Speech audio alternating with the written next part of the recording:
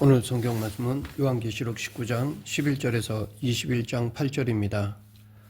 요한계시록 19장 11절에서 종말 환상 이야기 제2단계가 시작됩니다. 제2단계도 제1단계와 마찬가지로 하늘이 열려있는 모습으로 시작해서 종료 선언으로 마무리됩니다.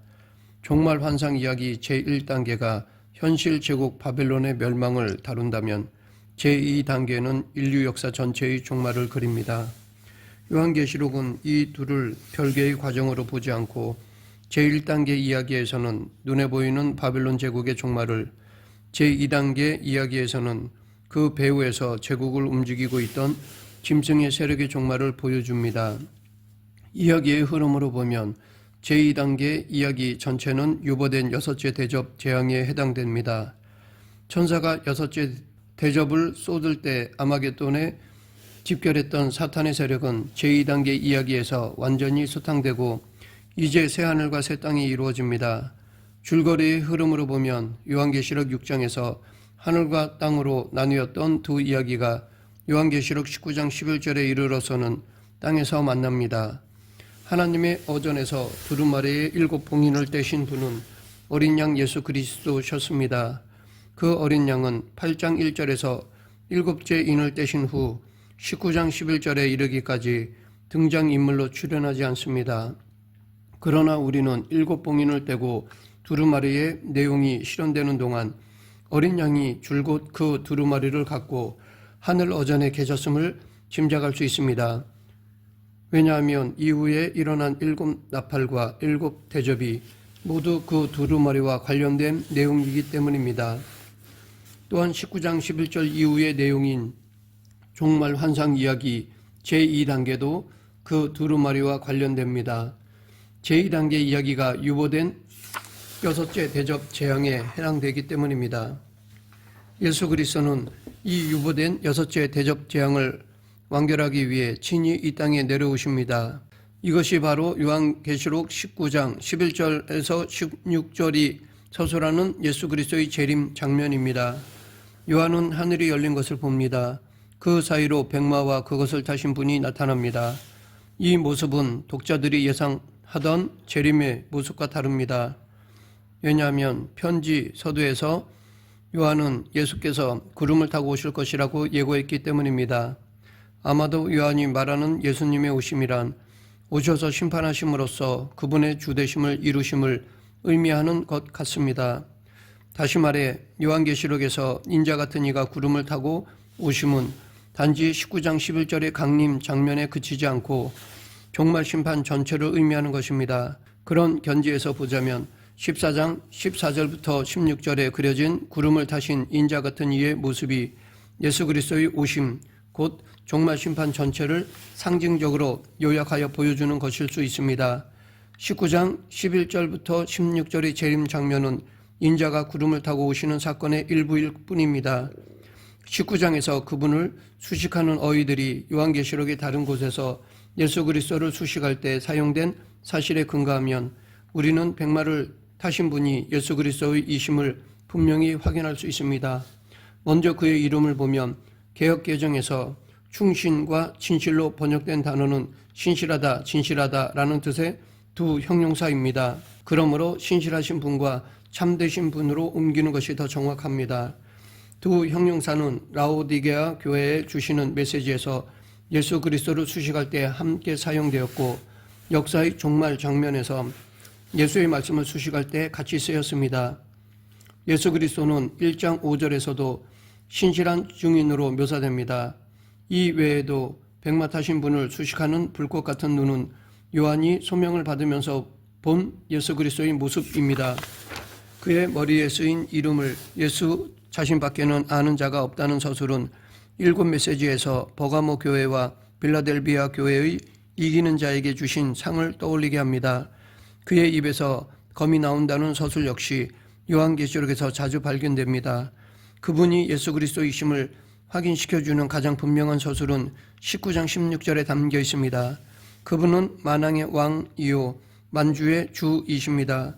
그는 독자들이 기다려오던 모습대로 철장으로 다스리며 친히 하나님 곧 전능하신 이의 맹렬한 진노의 포도주 틀을 밟으실 것이고 공으로 심판하며 싸우심으로써 자신의 주 되심을 최종적으로 확인하실 것입니다. 그러나 그의 싸움은 폭력적이지 않습니다. 그를 따르는 하늘의 군대는 희고 깨끗한 세마포 옷을 입고 있는데 이는 전투 복장이 아닙니다. 이 장면에서 싸우시는 이는 예수 그리스도 뿐입니다. 개역개정 성경의 13절에 피 뿌린 옷으로 번역된 어구는 직역하면 피에 담근 옷입니다. 이것은 그분의 십자가 죽음을 가리킵니다. 즉 그분은 죽임당하신 분으로서 싸우십니다. 본문에서 폭력적으로 보일 수 있는 장면들은 비유적으로 표현되어 있습니다.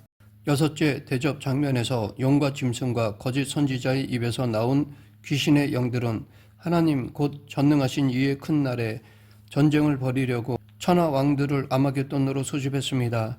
그리고 드디어 그날이 되자 짐승과 땅의 왕들의 군대는 재림하신 그리스도와 전쟁을 벌이려고 벼릅니다. 개역개정 성경은 19장 19절을 전쟁이 일어난 것처럼 번역했지만 원문은 그렇지 않습니다.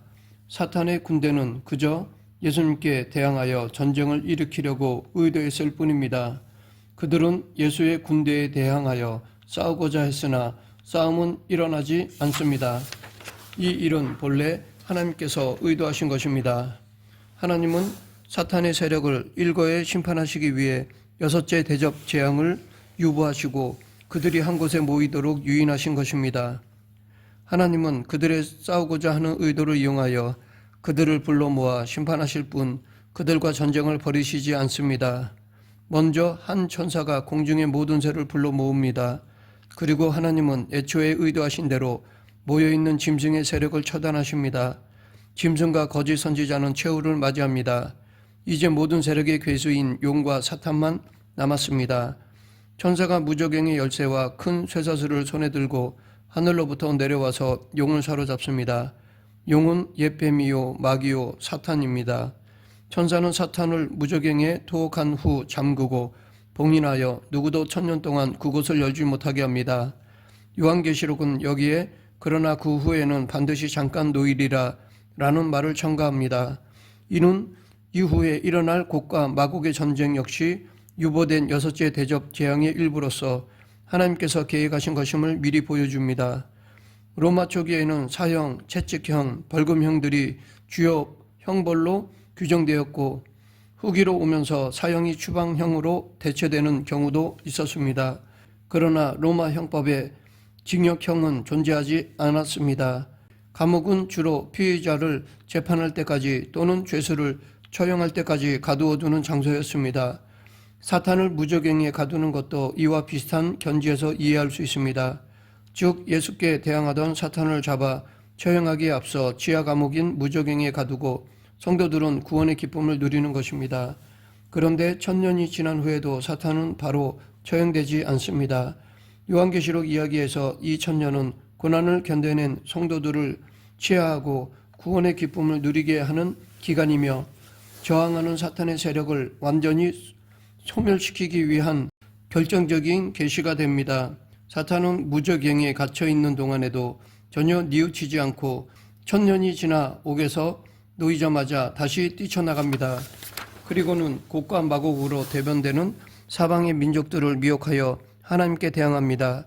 사탄의 이러한 도모로 인해 곳곳에 숨어있던 사탄의 잔당들이 모조리 제 발로 걸어 나와 한자리에 모이게 되고 전부 하나님의 심판을 받게 됩니다. 그들을 미혹하던 사탄은 이미 짐승과 거짓 선지자가 최후를 맞이했던 유황 불못에 던져져 끝을 보게 됩니다. 요한계시록을 문자적으로 이해하면 천년 왕국 전후에 각각 의인과 악인의 부활이 일어나는 것으로 보입니다. 먼저 의인의 부활을 살펴보면 1000년이 시작될 때 예수를 증언함과 하나님의 말씀 때문에 목배임을 당한 자들의 영혼들 곧 짐승과 그의 우상에게 경배하지 아니하고 그들의 이마와 손에 그의 표를 받지 아니한 자들이 살아나서 1000년 동안 예수 그리스도와 함께 왕노릇을 합니다. 다섯째 인을 뗄 때 제단 아래에서 탄원하던 순교자들의 영혼과 마찬가지로 이 본문에서도 모든 성도는 순교자로 간주됩니다. 여기서 목배임을 당한으로 번역된 그리스어 페펠레키스메노는 도끼로 참수되었다는 뜻입니다. 기록에 의하면 그리스도인들은 대개 화형이나 들짐승의 밥이 되는 방식으로 순교를 당했습니다. 그리스도인들이 도끼로 참수형을 당한 사례는 흔치 않습니다. 따라서 이것은 비록 끔찍한 표현이긴 하지만 그리스도인들의 죽음을 명예롭게 서술한 것일 수 있습니다. 악인의 부활은 천년왕국이 끝난 후에 일어납니다.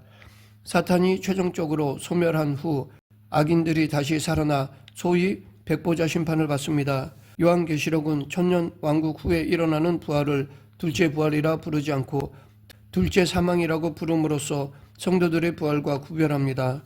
천년왕국 전후에 두 번의 부활이 있다는 서술은 성경의 다른 곳에서 말하는 내용과 문자적으로 조화시키기 어렵습니다.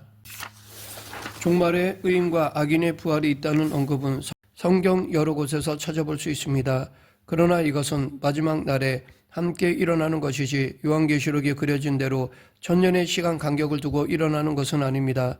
그러므로 요한계시록 종말 환상 이야기의 다른 내용을 문자적으로 해석할 수 없는 것처럼 천년왕국에 관한 서술도 문자적으로 읽으면 안 됩니다. 천년왕국에 대한 해석은 기독교 종말을 몇 가지로 나누는 기준이 되어 왔습니다. 즉 전천년설, 무천년설, 후천년설입니다. 여기서 전과 후라는 말은 천년왕국을 기준으로 예수의 재림의 때를 말하는 것입니다. 즉 천년왕국이 시작되기 전에 예수께서 재림하신다고 보는 것이 전천년설이고 천년왕국이 끝난 후에 예수께서 오신다는 것이 후천년설입니다. 전천년설은 요한계시록에 기록된 사건들이 역사의 종말에 문자적인 순서대로 일어난다고 보는 것입니다. 기독교 초기 몇 세기 동안에는 전천년설이 우세했습니다. 바벨론 곧 로마 제국이 지배하는 시기를 살고 있던 많은 그리스도인들은 요한계시록에 기록된 대로 어서 빨리 바벨론이 멸망하고 예수께서 다시 오셔서 천년 왕국을 세우시기를 고대하고 있었습니다. 그러다가 로마가 4세기 초 기독교를 공인하고 급기야 4세기 말에는 기독교 국가가 되자 많은 신학자는 이 사건을 이교도 제국 로마의 멸망 곧 요한계시록에 기록된 바빌론의 멸망으로 이해했습니다. 그렇다면 이제 예수께서 재림하시고 천년왕국이 이루어져야 할 일이 남았는데 아무리 기다려도 예수님의 재림은 일어나지 않았습니다. 이를 경험한 대다수의 신학자는 요한계시록에 대한 문자적 해석을 포기하고 영적 해석을 선택하게 되었습니다. 오리게네스는 바벨론이 현실 제국이 아닌 영적 실체라고 해석했으며 천년왕국을 포함한 종말 사건들이 그리스도의 십자가와 부활 사건 속에서 이미 영적으로 이루어졌다고 주장했습니다. 한때 전천년설을 따르던 아우구스티누스도 요한계시록의 문자적 해석을 포기하고 오리게네스의 영적 해석을 받아들였습니다. 그는 사탄이 예수의 초림과 교회의 설립을 통해 결박되어 많은 불경건한 사람들 속에 갇히게 되었다고 해석함으로써 교회의 시대를 천년왕국으로 이해할 수 있는 초석을 놓았습니다. 이런 해석을 무천년설이라고 부릅니다. 즉 무천년설은 천년왕국 자체를 부정하는 것이 아니라 요한계시록의 천년왕국에 대한 문자적 해석을 거부하는 것입니다. 사탄의 세력은 완전히 소멸하고 악이 더 이상 존재하지 않게 되었습니다. 그 결과로 맞게 된 것이 새하늘과 새 땅입니다. 여기서 새하늘과 새 땅을 수식하는 새롭다라는 말은 무슨 뜻일까요? 많은 사람들은 이 말을 물리적인 새로움으로 이해합니다. 하지만 새하늘과 새 땅의 새로움은 그런 새로움이 아닙니다. 요한계시록의 종말 심판은 창조 세계의 파괴가 아닙니다. 그것은 사탄의 세력에 대한 심판을 상징적으로 서술하는 것으로서 문자적으로 이해하면 안 됩니다. 종말 심판이 자연의 파괴가 아니라는 말은 지금의 자연 환경이 종말 심판에서 파괴되지 않고 보존된다는 뜻입니다. 그렇다면 새하늘과 새 땅은 무엇일까요? 그리스어 성경에서 요한계시록 21장 1절은 세 문장으로 구성되었는데 첫 문장과 둘째 문장은 왜냐하면 이라는 접속사로 연결되어 있습니다. 그것을 직역하면 그리고 내가 새하늘과 새 땅을 보았다. 왜냐하면 처음 하늘과 처음 땅이 없어졌기 때문입니다. 입니다. 새 하늘과 새 땅이 새로운 이유는 처음 하늘과 처음 땅이 없어졌기 때문입니다. 처음 하늘과 처음 땅이 없어졌다는 말은 요한계시록 20장까지의 내용을 한마디로 요약한 것입니다. 요한계시록 20장까지 진행되고 완성된 종말 심판의 결과로 처음 하늘과 처음 땅이 없어졌고 그렇게 하늘과 땅이 새로워졌다는 뜻입니다.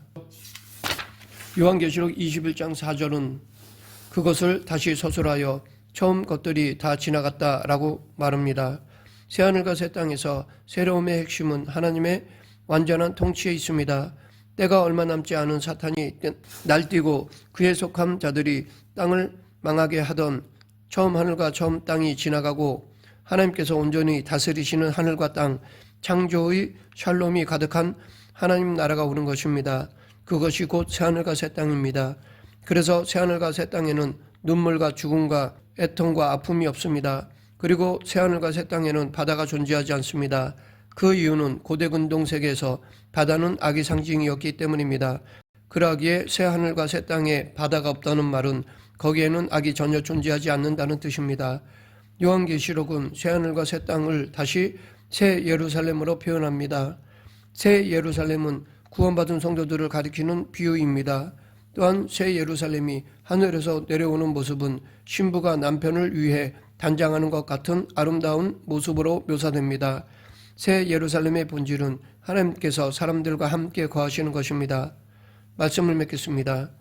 요한계시록 19장은 어린 양의 혼인잔치와 천상의 찬양 그리고 백마를 탄 자의 등장을 중심으로 한 종말의 장입니다. 계속되는 20장은 천년왕국의 도래, 사탄의 일시적 해방과 멸망, 그리고 최후의 심판이라는 종말의 구조를 상징적으로 보여줍니다. 21장은 새하늘과 새 땅, 그리고 거룩한 성, 새 예루살렘의 도래와 그 특징, 그리고 최후의 심판과 상급에 대한 내용을 담고 있습니다. 모든 고통과 이별이 사라지는 영원한 안식의 세계가 약속되며 신앙의 승리자에게는 영원한 생명과 상급이 주어짐을 강조합니다.